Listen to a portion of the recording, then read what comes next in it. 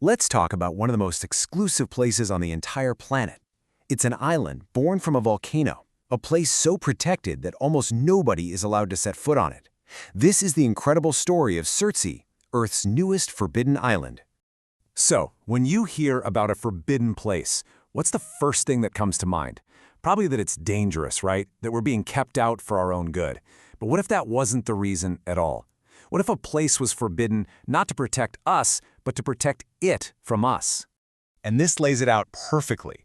You've got places like North Sentinel Island, where people are kept away to protect them from the hostile, uncontacted tribe that lives there. But then you have Surtsey, and in this case, we're the danger. Our very presence could destroy one of the most important scientific experiments happening on the globe. To really understand why, we have to go back to its dramatic beginning. See, Surtsey isn't some ancient landmass. It's actually younger than a lot of our parents. It was literally born right before our eyes in this incredible display of nature's power. It all kicked off in November of 1963, off the coast of Iceland.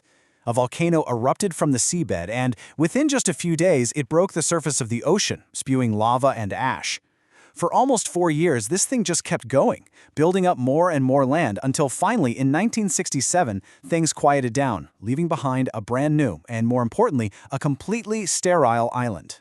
That's right, the island is just a little over 60 years old. Geologically speaking, that's not even a newborn baby. It's just been born. It's a completely blank slate, and scientists immediately knew this was a golden opportunity, something they might never see again. And that gets us to the real reason this place is so heavily guarded. Surtsey isn't just a pile of volcanic rock. No, it's a priceless natural laboratory. It's giving us a front-row seat to watch how life itself gets started. The whole thing revolves around this concept called primary succession.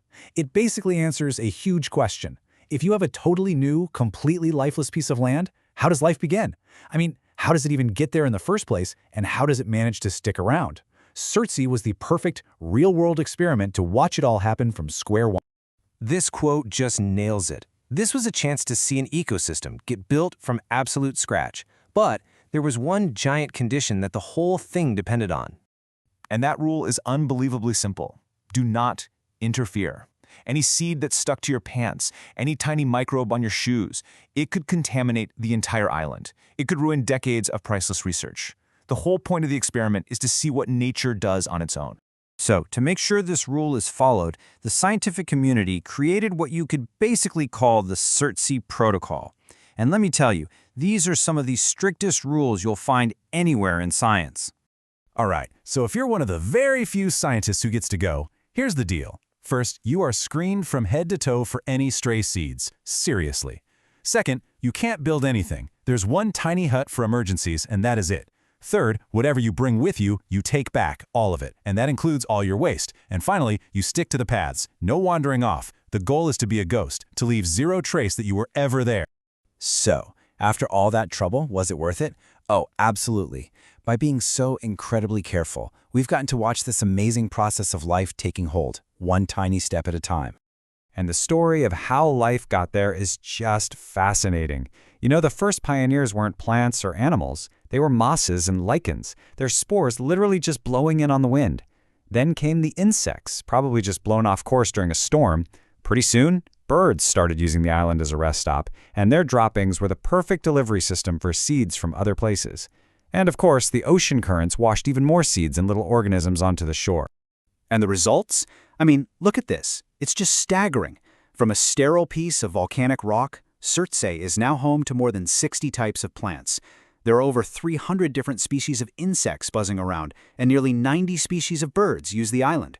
A complex, thriving ecosystem was born from nothing, right before our eyes. So, at the end of the day, the biggest lesson from Surtsey is just how incredibly resilient life is. It proves that on a totally blank canvas, nature doesn't just find a way. It paints an absolute masterpiece. It's just a powerful reminder that the drive to create and to colonize is one of the most fundamental forces on our planet. And that brings us to this one last huge question for the future. As you start looking out at the stars, at Mars and beyond, what if we find a planet that's sterile, but could support life? What's our responsibility then? Should we put a planetary Surtsey Protocol in place, keep it totally pristine, and just see what happens? It's a massive thought. And thanks to a tiny island in the North Atlantic, we actually have a blueprint for how to start thinking about